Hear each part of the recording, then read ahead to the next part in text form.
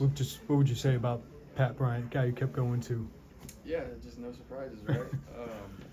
As we all know, he's special. Just with everything about him, his talent, his abilities, but his intangibles. He's a leader of men, a leader of our team, a captain, and he'll go down in history as one of the best receivers to ever play here. I know that's for a fact, man. And glad he's my teammate, not because of his abilities, obviously, like I've said, but just because of the person he is. He's I love him to death. Love all our guys. When he's running, did you think like, hey, get down, or did you see a path for him to get to the end zone? What was your vantage point on all of that? Well, I got hit under the chin, and I was on the ground, so I didn't see the completion even happen. I just I saw a little window there that I knew I could get it to him. So I was on the ground, and then I kind of pop up and see him kind of running at a good angle. I didn't really. I didn't know where the clock was exactly yet, but I knew from my vantage point I could see him. He was going to go score. So I didn't think for a second he was going to go down because I know he was chasing that end zone. So just what a cool moment. So. What is it about the fourth quarter for you, Luke? Running game got going for you, threw for over 100 yards in that quarter. What is it about that quarter 3 touchdown drive? Yeah, you just got to go find a way. You play 3 quarters and kind of figure out what works, what doesn't work, and kind of got to toughen up and you got to go do what you got to do to go win. So whether that's getting downhill in the run game or finding ways to put the ball in the air, you got to go execute and got to go do what you do. And I just think it speaks to just the brotherhood, the trust that we have in each other. We just don't flinch in those moments, and no matter what the score is, what quarter it is, we just keep on putting one foot in front of the other. And I think that just starts with our head coach, Coach B, with the positivity that he instills in us, and we're just confident. We're a confident group. No matter what situation, score, quarter, very confident. We just put one foot in front of the other and go try to do what we can on that one specific play. Right away, you knew after the missed field goal that play Church was going to be called. After the field goal that was timeout. Yeah, the timeout. The very end. Yeah, when you went 4 on 4. Yeah, I was watching Coach. I heard the whistle blow and I heard there was a timeout, and I saw Coach B's reaction to the extreme wind that was present today. I knew that he probably just didn't feel confident that we could just get it there because winds are 25, 30 miles per hour out there. So knew that we were probably going out there. So and didn't know the call at the point in time. I thought we were kind of. I don't know what we were going to do, to be honest, because timeouts. It was a really interesting situation, but great call by Coach Lenny, and knew I could make something happen. So. You talk about the confidence in those types of situations. Just is that new for this team this year?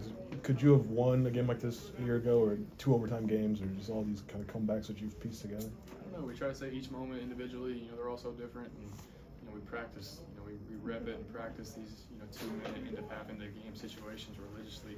So very confident in opening up the field, playing with tempo, confident in our calls and the answers that they have in them. So there was no flinch. Like I said, there was no flinch because I knew in every 2-minute call I had answers for what we were going to see in those 2-minute situations, because the defense usually plays differently in those situations.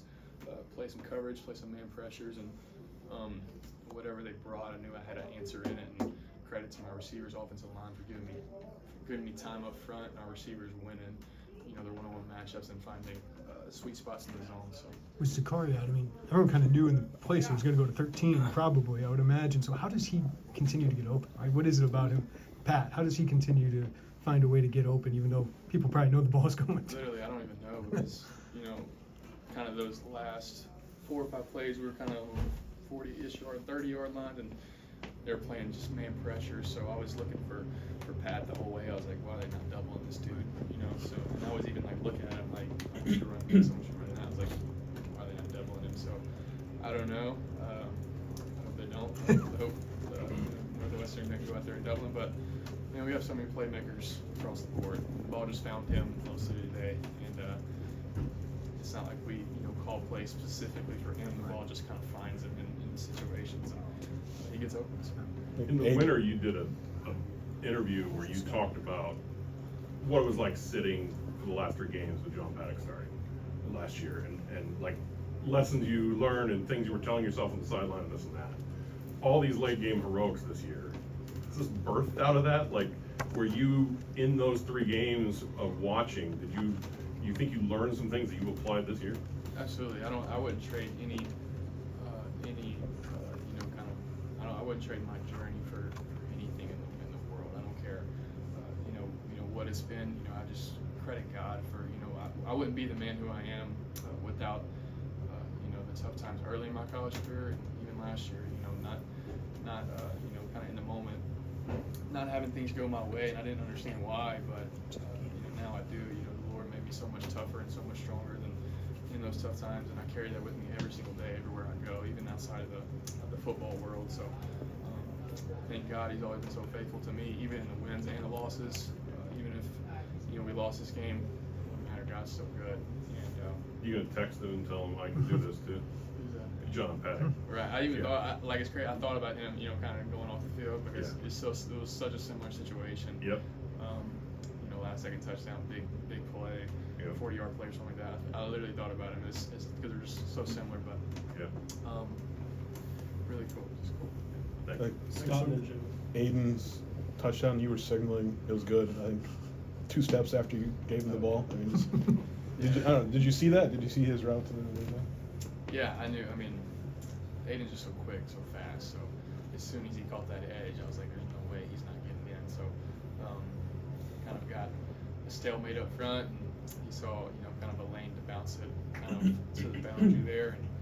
And if I know Aiden, he's going to chase that end zone. He hadn't found it all year, I don't think. So I don't think there was anything stopping him from going to go put us in a situation to go get 6 points.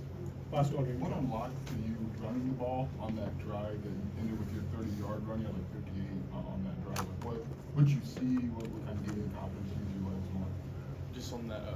Just on that entire drive, I Which mean, one? ended with your 30-yard run to Right. end it. You had like 58 total on that drive. I was curious what unlocked it in you, or what you saw, or what kind of prompted that running. I don't know. Like I said, each play is so specific and unique in its own. So, and each play usually has an aspect of me keeping the ball and running it. I know that there were some game plan specific things for me to go direct run it.